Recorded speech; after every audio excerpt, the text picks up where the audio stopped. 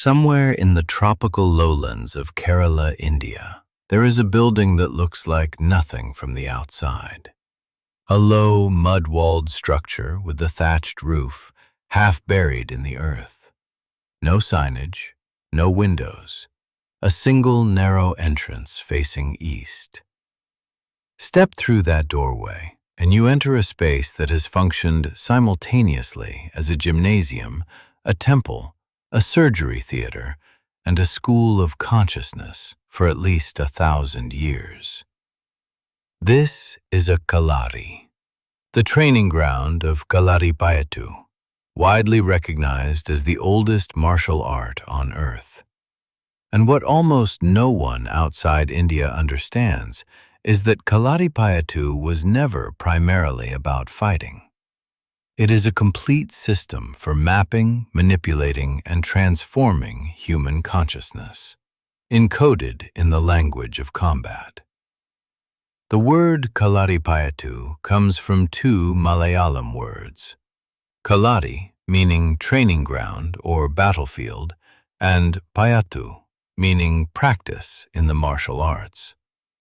But the word kalari itself may derive from Kalurika, the name of a goddess associated with Shaktism, the tantric tradition of divine feminine power.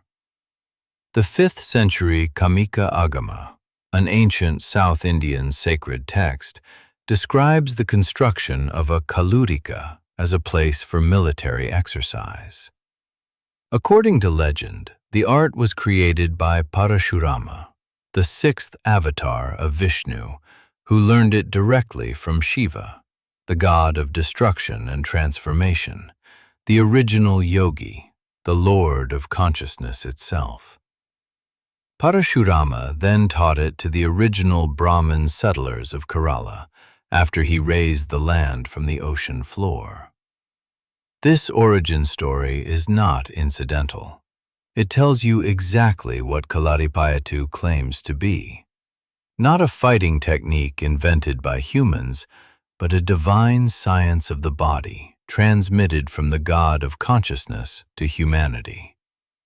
And once you understand the architecture of a traditional kalari, that claim starts to look less mythological and more technical.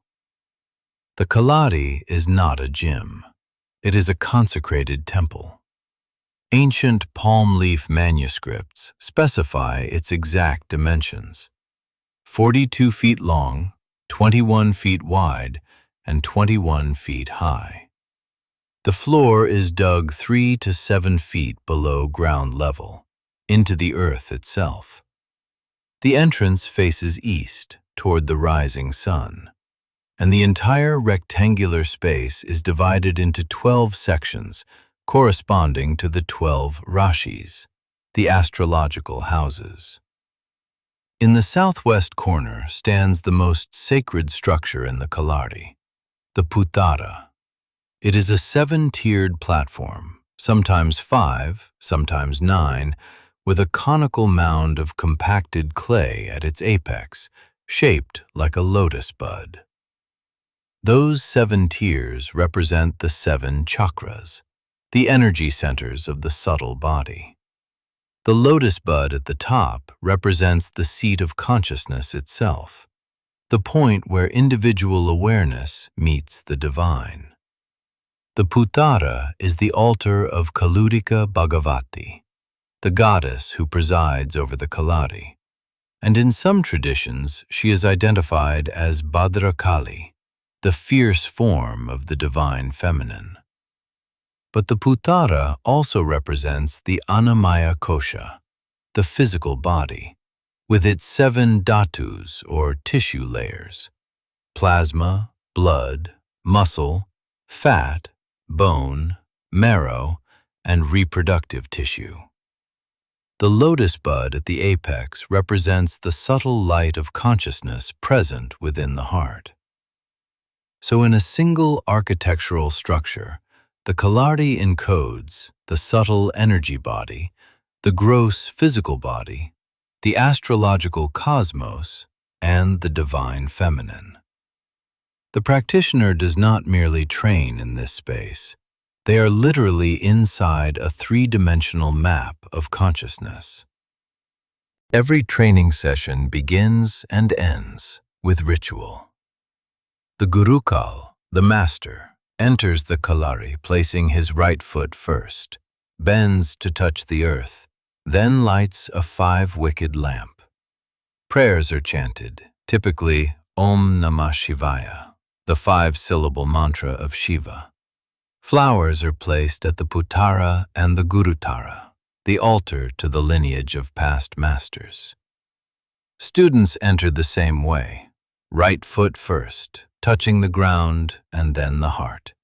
They prostrate before the Gurukal and offer dakshina, a traditional offering wrapped in betel leaf. Before any physical training begins, they perform the Putara Vandanam, a salutation toward the goddess altar that is itself a complex movement sequence involving specific steps, turns, stances, and leaps. As one Gurukal put it, the ritual of prayer must accompany the ritual of combat. The daily prayers and practice of the students are the vibrations of the kalari. The students are considered to be the soul of the kalari. A kalari without students is said to be lifeless. The training itself unfolds in 4 stages, and the progression reveals the system's true purpose. The first stage is Metari, body training. Me means body. This phase builds flexibility, balance, agility, and body control through slow, controlled movement sequences, leaps, and acrobatics. The practitioner learns to inhabit the body completely, to develop what could be called somatic awareness, a continuous, unbroken consciousness of every muscle, joint, and limb in motion. The second stage is Koltari, wooden weapons training.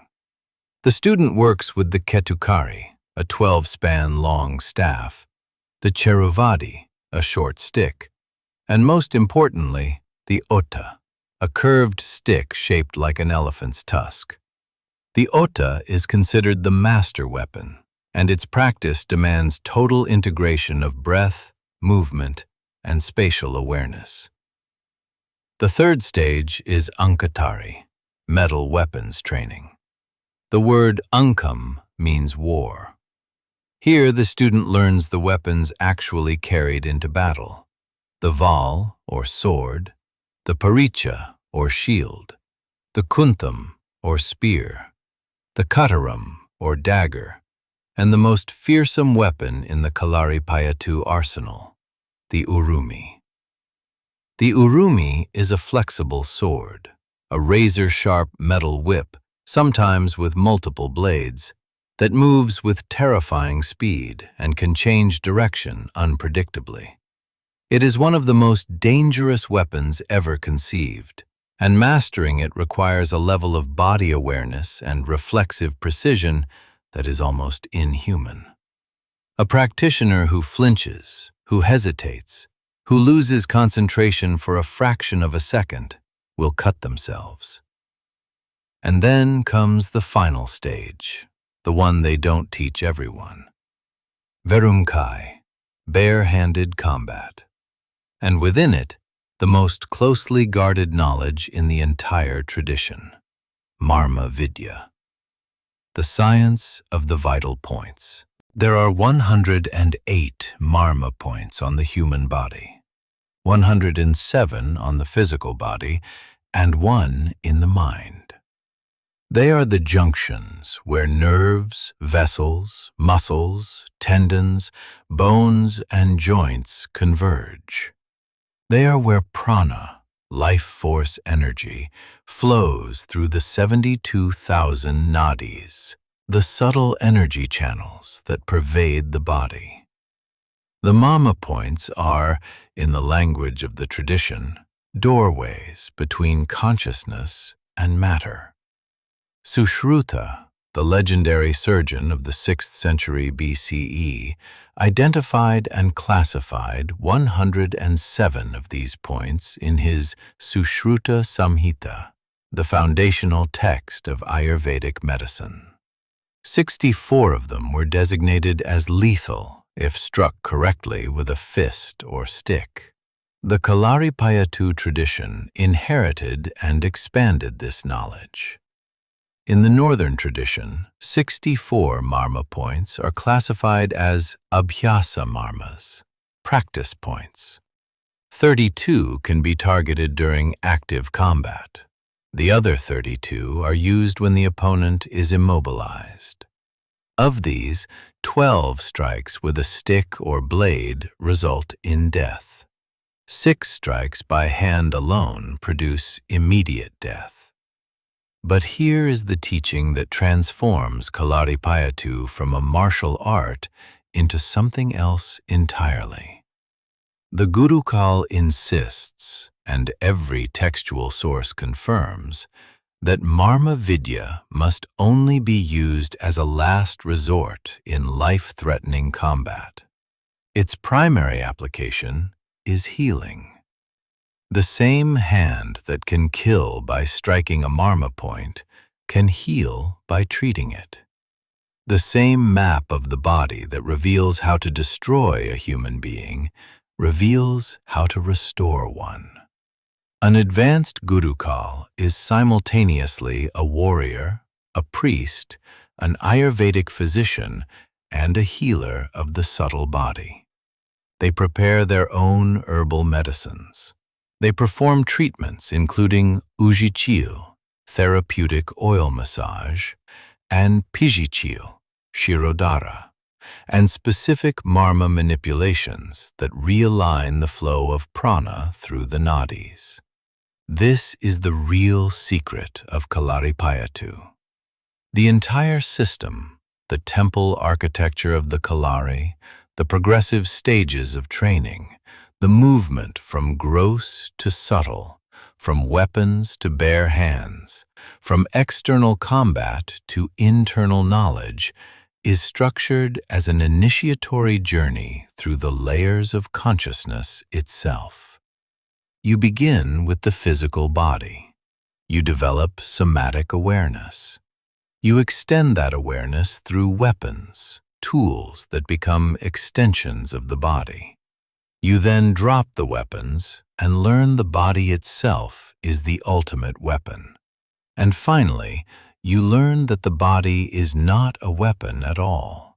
It is a field of energy, a network of consciousness, and the knowledge of how to navigate that field is the highest teaching.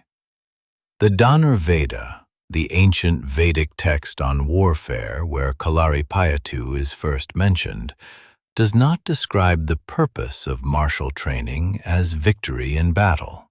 It says the purpose of human existence is to find the meaning of life, and that the ultimate aim is to know the eternal truth of the soul's existence.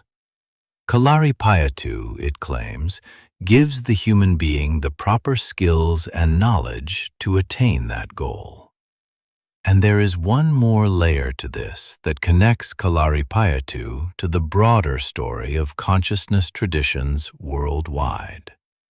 There is a persistent tradition, supported by some scholars and fiercely debated by others, that the Buddhist monk Bodhidharma, who traveled from India to China in the 5th or 6th century CE and is credited with founding Chan Buddhism, which later became Zen, also brought martial training methods with him.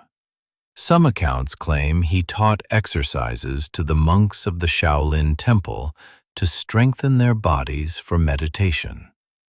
If there is any historical substance to this connection, and the debate remains genuinely open, it would mean that the consciousness technology encoded in Kalaripayattu did not remain in Kerala. It traveled east, merged with Chinese philosophy, and became the seed from which the entire East Asian martial arts tradition grew. Kung Fu, Karate, Taekwondo, Jiu-Jitsu, all of them, potentially, distant echoes of a practice that was never about fighting in the first place. Today, Kalaripayattu is experiencing a global revival. The Kerala government opened an official Kalaripayattu Academy in Thiruvananthapuram in 2021.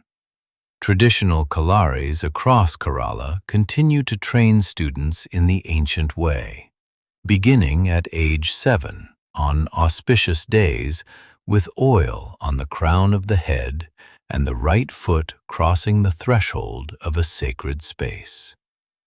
The training has not changed. The kalari is still dug into the earth. The puttara still stands in the southwest corner. The gurukal still lights the lamp and chants the mantra before anyone moves.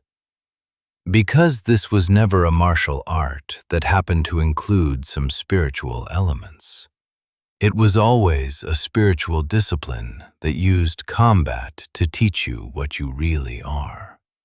And that idea, that the deepest truths about consciousness have been encoded in traditions most people have never heard of or never looked at closely enough, that's exactly what this channel is about.